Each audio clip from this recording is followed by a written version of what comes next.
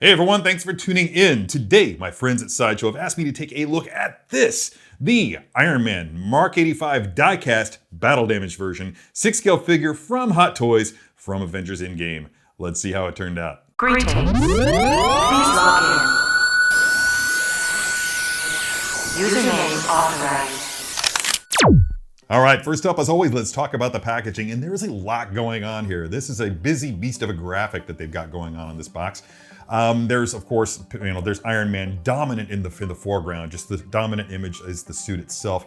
And then down there in silhouette, of course, is Tony Stark on his knees, his last stand, ironically enough, where he's about to snap his fingers and end Thanos's potential reign of terror, his annihilation that he had planned for the entire universe. Really climactic moment. This is what everybody wants this figure for. They want to be able to recreate this pose in their collection, and rightly so. You can see that as I move this from side to side, it kind of disappears. The reason because the dominant imagery in this is highly reflective, and it depends upon reflection of light to actually allow you to see the graphics that are going on there in the front. So with everything else being so dark in my studio, when I turn it, all that it reflects is blackness. Have to have that key light up there so that we can see everything. Over here you can see this is a Sideshow exclusive edition of this piece. We'll get into that later. And there's also a bunch of text going on here identifying the figure itself, the Avengers Endgame graphic, battle damage version, blah blah, the die-cast bit. Watch this when you bring it around to the side. Look at that. There are so many different renditions of the Iron Man armors being represented here. That is to indicate, I'm guessing, that this is the culmination of Tony Stark's technology. The evolution of the Iron Man armors reaches its pinnacle with the Mark 85. I'm going to talk about that a little bit once we get it open. We can showcase the paint job on the thing, but you can see that there's a Mark III in there. There's a Mark 42 in there. The Mark 47 is there, that beautiful armor that so perfectly encapsulates the Iron Tech armor from the Ultimate Marvel line of comics. It's a personal favorite of mine and of so many others as well. Continuing the rotation here on the back, you have all the warnings, all the legalese, the whodunits and whatnots. And then when you flip it over to the side, you get this delightfully embossed styrofoam. Basically, it's the book within the slipcase of this packaging. It's wonderful, but we didn't come here to talk about the box. We actually came here to talk about the figure that's inside. So let's get to it. All right, Iron Man Mark 85 battle damage at last. Looking at this thing, it looks amazing, comes with a fair amount of stuff. As you can see, I've taken the liberty of removing all the plastic bits that protect the arm, the head, various other things, as well as the foam pieces that Hot Toys inserts between the armor bits to protect the figure. Very welcome thing that they do, because those C's get a little bit rough. Looking first at the paint, let's go ahead and take it out of here. You can see that I actually flipped up one of the armor bits there on accident when I was removing the piece. But yeah, check this out. Look at the sculpting that they've done onto the pieces of armor, just to indicate where he's taken various hits. In addition to the awesome sculpting, you've got some really great charred paint work going on that also kind of dulls out the finish of the armor. That's kind of a welcome thing. That's exactly what it will look like after he's taken multiple hits from all those Outriders and Black Order people and whatnot. Black Order people, it needs to be like a quote over there.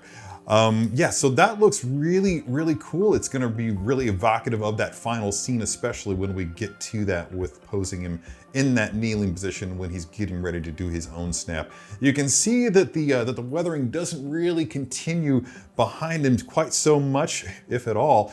There's just a little bit of abrasion going on here on the elbows and such. As a result, the paintwork is a lot shinier, a bit more matted here in the gold tones, but I think that that's to be expected, and I believe it was like that on the regular 85. So paintwork, yeah, really solid, really on point. Let's move on to this first accessory, the swap out light up arm that features Tony's very own Infinity Gauntlet that he formed spontaneously with the nanoparticles in his armor with the help one assumes of his AI Friday. You can see that it plugs into the arm here. We'll show a demonstration of that later on. And then the hand is fully posable with light up infinity stones throughout, and all the fingers of course are articulated. But that's just one of the hands that comes with the figure. We can see here that there is of course the snap finger, And that's going to be really cool. We'll definitely have that included in a pose later on down the line of the video. And then there is, of course, just a relaxed hand. Just indicative of that moment right before the snap where he's just holding up the arm and like just right before he just does the whole, you know, I am Iron Man thing. Does he do? He does it in Index, doesn't he? Can't remember. Anyway, I just wanted to pause right now and just show you guys a close-up on this portrait of Tony Stark, and just look how strong that likeness is and how great the paintwork is. The light on it is a little bit hot right here, but you'll get a better look of it, a better look at it, I hope, in photography at the end of the video. Just stay tuned or fast forward to the photo gallery if you really can't wait. But yeah, love the bleached out hair, slightly graying there, showing that he has aged a bit in the 5 years since Thanos' snap. God, that reads really, really good. that moment, that determination, the defiance on his face, as well as the sadness at the moment, realizing what he's about to do and what he's about to miss out on, but at the same time recognizing what he needs to do to save it. It's just perfectly captured in that portrait. We're used to seeing these hands with Iron Man armors. This is basically, this reminds me of the Mark 50 version. Yeah, this is the first time that we saw this elegant of a pose in the fingers was when we got the Mark 50. Slightly more elongated fingers, just more graceful. But this would be the hand that you will use in either a flight pose or a repulsor pose. So that's pretty cool. This, of course, more articulated fingers. So we've come to expect these hands to be the norm in any die-cast Iron Man figure that we get. Now, moving over here, this plastic shell is actually his energy shield. We got a non-full energy version of this with the Mark 50, and I want to say with the Mark 85. I'm sorry, with the Mark 85 non-battle damage. I can't quite recall, but by the time the Mark 85 came along, it went from a fully solid with just a couple of windows here, I think, and maybe down here, to being this 100% transparent energy shell that he was able to create. I'm going to set that aside so we can see what lies in here. We have Twin. I don't even know if there's an actual name for these. I probably should have looked it up, but I'm just going to call them alligator blasters because, well, let's just face it, they look rather predatorial and somewhat reptilian by design. Really cool. He used those to great effect against Thanos' army in the film. And of course, the double-bladed sword. Slightly different in appearance than its predecessor in the Mark 50. Yeah, really cool look to that. Obviously, we have a lot of batteries because there are a lot of light up points in this armor, and I'll get to that in a little bit here. The figure comes with a really cool environmental base. Very flat on the paint job, I've got to say. But I don't think it detracts from the figure itself. It still looks rather strong. It's definitely monotonal.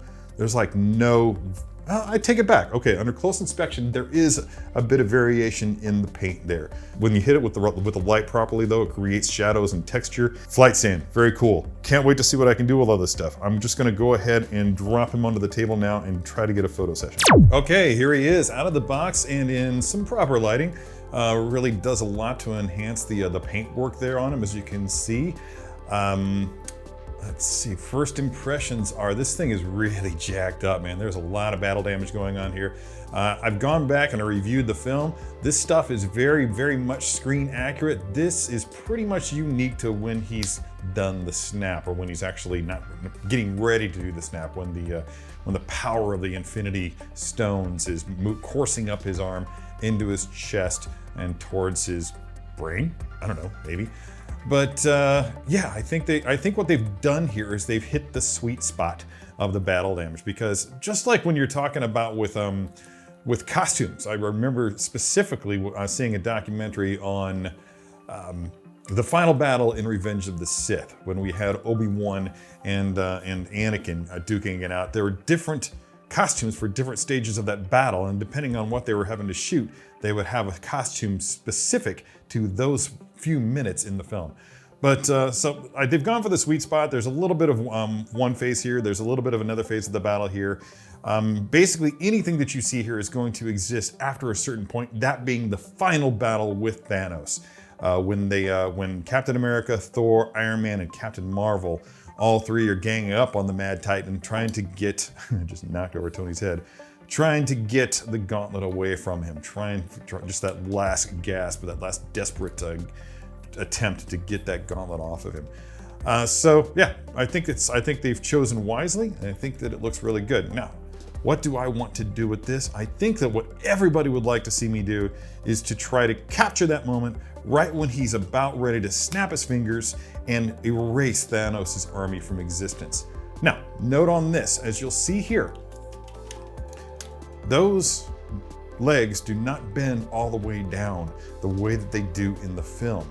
The reason for that I've gone into on other videos before, but for those who aren't aware, when you're dealing with a character that is armored in a CGI universe, then you can cheat. That means that this piece of armor and this piece of armor can actually occupy the same place at the same time in a digital world. But in our world, it's physically impossible for it to do that. So they'll cheat it for the sake of a pose when it's done on camera. But we can't do that. So what we have to do is we have to adjust and get it close enough for our purposes here. Now, I'm just gonna move Tony's head out of the way because apparently knocking over Tony's head is gonna be something that I do on a regular basis if I keep it there. But before I do, let's just get a little bit of a close-up of him here. Now that we've got him in some decent lighting, look at just how great that looks. Look at that. That is a fantastic paint job on this Tony Stark portrait. I love the blonde look that he's got going. His hair has, for whatever reason, lightened over the 5 years since the snap, since the blip. Yeah, it just looks really, really good. Let's just move it aside for now, though, because I don't want to jack it up any more than I may have already done so. So, for starters, bending these legs back as far as they'll go, and straightening the feet as far as we can, gives us a good idea of where that body's gonna be. Now, you can lean him forward at the hips and try to do it like that, but I don't think it'll look good. To see how that is? So what we're gonna have to do, I'm gonna move these arms out of the way, and then I'm gonna move these armor bits out of the way here. You can see there are two bits in the armor that lift. They're on hinges and they lift out of the way, and they enable you to go ahead and get a little bit of extra room when you're moving the legs. So let's go ahead and spread those legs out a little bit while keeping the feet relatively centered. Spread those legs out just like this and like this. There's a nice little popping sound. I don't think it signified anything deadly. Now that has the look of, I don't want to say desperation, but there's a little bit of a dynamic presence to it. It implies some action or some stress. You wouldn't normally sit like that with your legs apart unless you were doing a dance routine or unless you were trying to save the world from a mad titan bent on universal Armageddon. So, one of the things that we need to do here, I'm just gonna pop his head off. Oh, good, you see that? The neck popped off with the Iron Man helmet. That's a cool thing to have happen. One less thing for me to have to worry about. Let's go ahead and slide this Tony Stark portrait down into there. I'm gonna lift up. Do not push down on the head when it's like this. You're just gonna put pressure where you don't need to. Grab it here and work it until it goes all the way on. Now, how far back will it go? That's it. That's it. Everything inside is working against that neck and making sure that you can't do that. All right, next step in the process, let's go ahead and get the Nano Gauntlet, the Iron Man Nano Gauntlet on there. I'm gonna go ahead and pop this hand off because I'm not gonna have him doing that. Like, this would be one of the hands that you could use, having him holding it up right before he puts his fingers together for the snap. But for my purposes, I wanna go ahead and use the snap itself. Let's go ahead and put that on there. And you can see that this is, let me see here. Okay, yeah. This is the breaking point right here where it gives room for the bicep and for this little bit of armor right there. So slide that in, that's your guide to slide that all the way home there. And then we're gonna move this up. Now, if you keep flexing the arm at past 90 degrees, then that's gonna force that bicep piece to lift up and get out of the way, which is what it's designed for. It's designed to give you that extra little bit of room if, just go ahead and get this, yeah, there we go. If you wanna go quite a bit further. Now, just looking at that, that kind of does work, but I think I'm gonna try to get it with just 90 degrees here. And I'm gonna do that by lifting this up and rotating that around. And there's his snap ready to go. It's that simple. It really is that simple. Now, we have a bit of a guide here in the form of this box. See how he's kind of got his shoulders shifted a little bit? So we're gonna try to do that a little bit.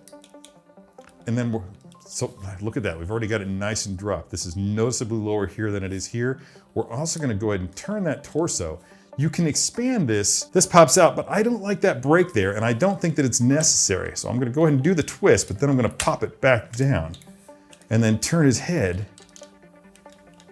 and then kind of slowly arch him back. Let's get this chest piece down there so that it looks more natural. The goal is to try to get it, to try to use as many points of articulation and to break as many straight lines as we can. It just makes it look a lot more dynamic and a lot more interesting, like he's in the middle of an actual motion. And you see what I did there? I just kind of moved that arm back, and I think I'm gonna straighten that out a little bit. I don't want to get that fist pump action. I just want it kind of just nice and relaxed. As relaxed as it can be when he's about to sacrifice himself to save all of existence. And let's see.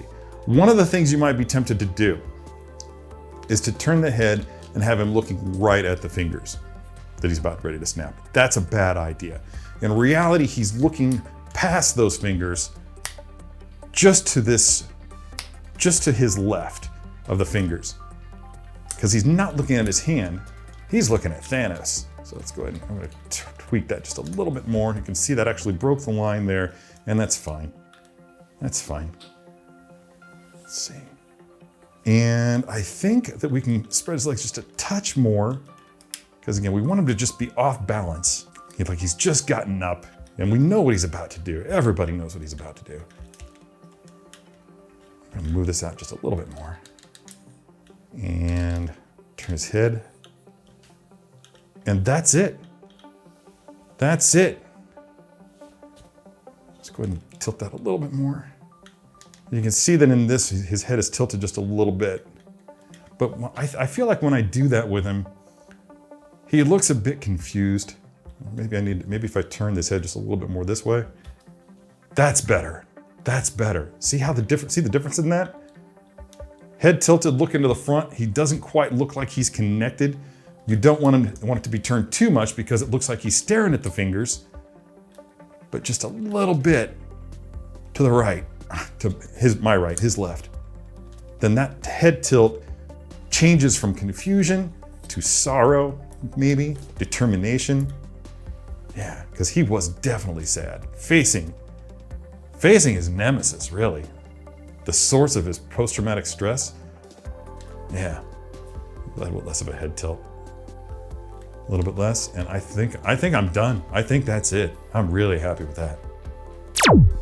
The Battle Damage Mark 85 is definitely the figure that you want to pick up if your intent is to recreate that final I Am Iron Man pose at the end of Avengers Endgame. It's got everything that you need for that, but that's not all that it comes with, and that's not your only possibility for a pose. It has so many accessories that you're actually able to do some pretty cool stuff with it, as I've proven here. In fact, I actually considered incorporating some accessories from the regular Mark 85 Iron Man suit, and I ultimately decided that it wasn't necessary. Between the sword, the shield, and the two blasters, you can really come up with several different combinations that are going to make for interesting posing pretty much across the board. Note on the relatively light weathering on the back. I did some checking, and it's definitely screen accurate. To me, that just indicates that Tony Stark doesn't run from his problems. Usually, he kind of faces them head on. And finally, can I pick just one? Either the Battle Damaged or the Mark 85? That's a good question. If you had to pick one, I guess it really comes down to your preference. In point of fact, there's a lot to offer with each figure, and I'm really happy with both of them. The Battle Damage looks great on this one, but if your preference is a crisp, clean, hot off the factory floor kind of look for your Iron Man armors, then there you go. And that's about it for this review. Let me know what you think of the figure in the comments below, and as always, be good to your plastic.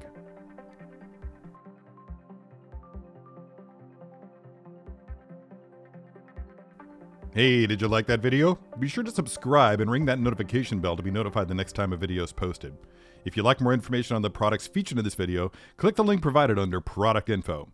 As always, thanks for watching, and don't forget to let your geek side show.